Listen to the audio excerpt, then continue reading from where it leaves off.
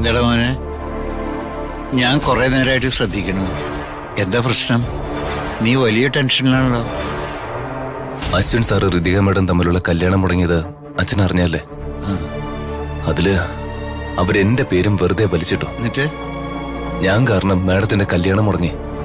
നീ പറഞ്ഞല്ലോ. ഇപ്പൊ എന്താ, വേറെ എന്തെങ്കിലും പ്രശ്നമുണ്ടോ? വർമ്മ സാറിന്റെ ചേച്ചി ഈ അവസരം മുതലാക്കി അവരുടെ മകനുമായി ഋതിക മേഡത്തിന്റെ കല്യാണം പറഞ്ഞുറപ്പിച്ചിരിക്കുന്നു.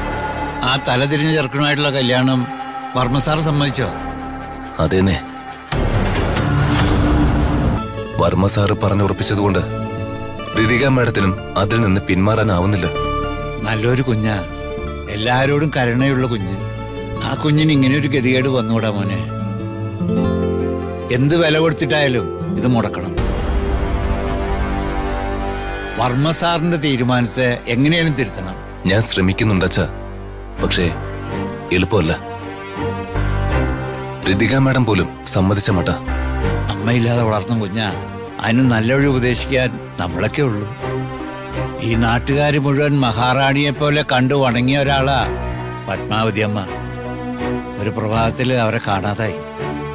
അതിലെന്തൊക്കെയോ ദുരൂഹതയുണ്ടെന്ന് അന്ന് നാട്ടുകാർ പറഞ്ഞിരുന്നു. വർമ്മ സാറിനോടുള്ള ബഹുമാനം കൊണ്ട് ആരും ഇത് വിഷയാക്കിയില്ല. ചിലതൊക്കെ ഞാനും കേട്ടിരുന്നു. അതിന്റെ പിന്നിലും അംബിക മേഡം തന്നെയാണെന്നാണ് കേട്ടത്. സൂര്യനെ വിഴുങ്ങാൻ നടക്കുന്ന രാഹുവിനെ പോലെയാ സ്ത്രീ.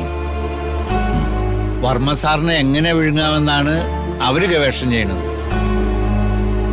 ഈ കൂട്ടരിൽ നിന്ന് ഋതിക മാഡത്തെയും വർമ്മ സാറിനെയും രക്ഷിക്കേണ്ടത് നിന്റെ ഉത്തരവാദിത്തമാണ്. പറ്റുന്ന വിധത്തിലൊക്കെ അവരെ സഹായിക്കേ, പുണ്യം കിട്ടും.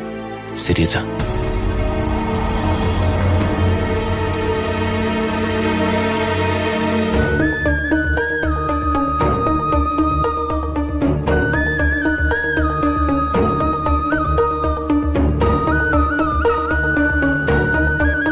വർമ്മ സാറിന് എങ്ങനെ കാര്യങ്ങൾ ബോധ്യപ്പെടുത്തും?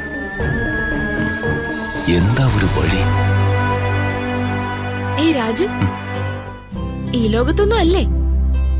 എന്തോ വലിയ ചിന്തയിലാണല്ലോ. എന്താ കാര്യം? നീ അറിഞ്ഞില്ലേ ഋതിക മേഡത്തിന്റെ കാര്യം? ഏത് നേരത്തൊരു ഋതിക മേഡം എന്തിനാ ഇങ്ങനെ ഏതു നേരവും അവളിങ്ങനെ ഓർത്തോണ്ടിരിക്കുന്നേ?